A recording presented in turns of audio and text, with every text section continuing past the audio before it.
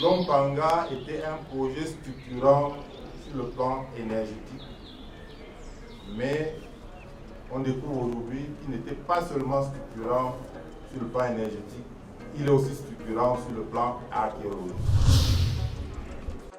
Lompangar, projet emblématique du domaine de l'énergie au Cameroun de ces dernières années, a généré un volet inattendu. La mise au jour des vestiges archéologiques très importants lors des travaux. J'ai eu l'opportunité de travailler dans le pipeline, mais aussi dans la plupart des projets d'aménagement au Cameroun. Mais Lompangar a ceci de particulier que, en termes de temps, c'est le programme d'archéologie qui a mis le plus de temps. C'est le programme archéologique qui a eu le plus de découvertes. C'est l'un des programmes archéologiques les plus complets, après celui du pipeline Tchad-Cameroun. Sous l'impulsion de EDC et avec le concours des partenaires financiers que sont l'Agence française de développement et la Banque mondiale, les experts du groupe Vabios ont découvert plus de 100 000 artefacts sur environ 700 sites archéologiques.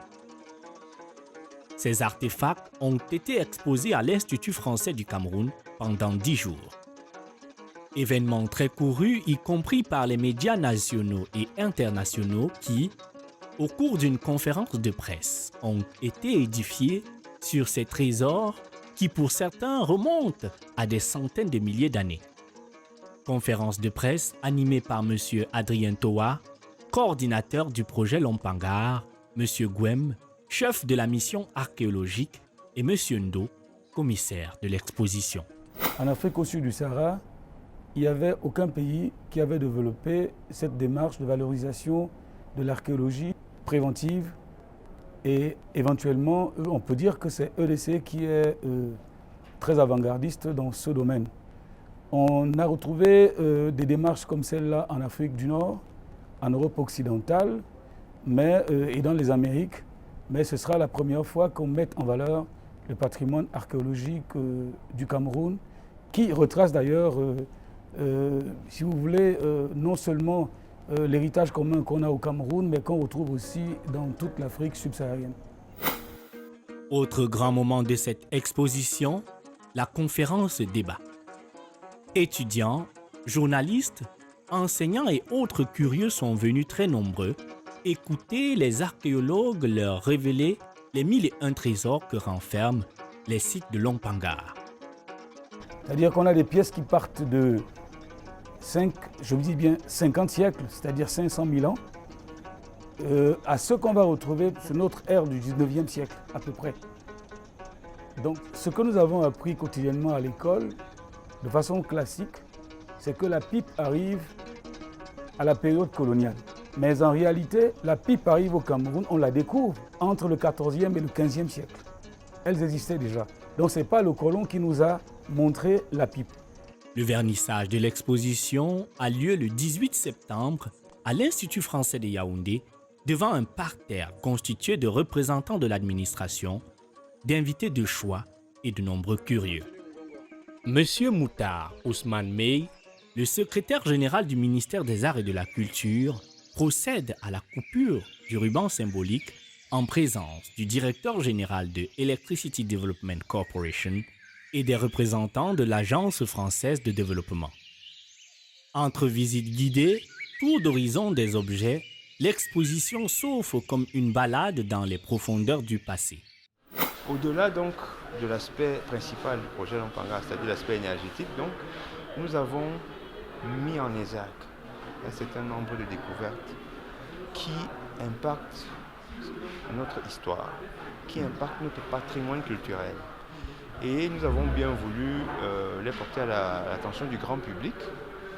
C'est vrai que ce n'est pas notre métier, c'est pour ça d'ailleurs que nous sommes associés d'abord l'appui du ministère des Arts et de la Culture et ensuite des experts du domaine.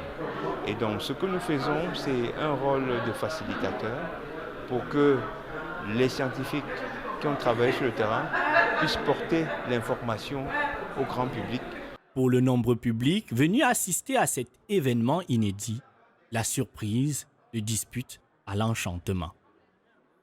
C'est quelque chose de très impressionnant et que nous encourageons à ce qu'on continue les fouilles pour pouvoir en trouver d'autres, même si ce n'est pas chez nous, mais que ce soit dans tout le Cameroun.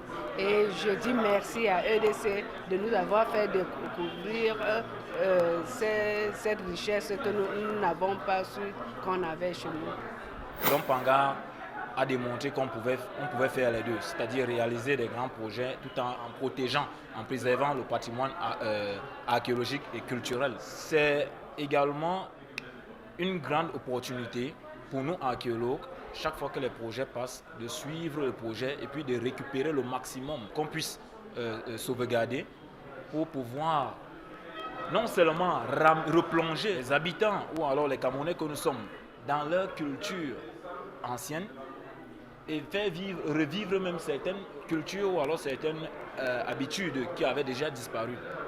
Je pense que les enseignants n'auront plus à entendre les étudiants leur dire ah, ça ce sont des questions de blanc. Quand on leur parlait des fossiles et tout le reste, de la vie des êtres vivants avant notre ère. Donc ça se retrouve chez nous aussi. La dizaine de jours qu'a duré l'exposition a été un moment de découverte et d'émotions diverses pour tous ceux qui ont pu approcher de près ces objets venus d'un lointain passé. Les plus jeunes pour qui les vestiges archéologiques ne relevaient jusque-là que de vagues leçons abstraites, mal digérées, quelle ne fut leur chance de découvrir ces objets millénaires. Ce que moi j'ai retenu, c'est le mode de vie de nos ancêtres, comment ils vivaient, de comment ils sont passés de l'âge de la pierre taillée à l'âge de la pierre polie, à comment ils ont fait pour fabriquer leurs armes pour chasser le gibier et pour fabriquer certains utilitaires. Je suis très surpris de savoir qu'au Cameroun jusqu'à présent, nous avons encore des vestiges anciens allant de plus de 500 000 ans. Electricity Development Corporation, en même temps qu'elle a rempli avec brio sa mission principale, qui est la construction du barrage de Lompangard, participe aussi par cette exposition à la sauvegarde d'un pan de la richesse patrimoniale et culturelle du Cameroun. Nous envisageons une rétrocession de l'ensemble de ces vestiges au ministère de la Culture qui soient entreposés dans un musée convenablement aménagé pour que le public et le grand public puissent continuer de les visiter. Ça, c'est d'un de deux. C'est que la recherche continue. Parce que nous pensons que nous avons ouvert un pan de la connaissance qu'il faut explorer, qu'il faut documenter. Donc il faudrait que les historiens prennent le pas pour nous dire comment ont vécu nos ancêtres qui ont vécu dans la vallée du Lom. Le programme de sauvetage des vestiges archéologiques dont les résultats ont été présentés au public fait partie du volet social et culturel du projet de construction du barrage de Lompangard.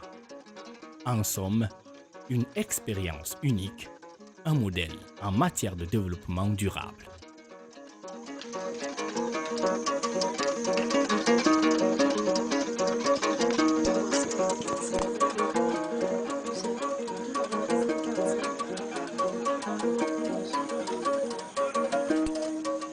Continue, Ngongo.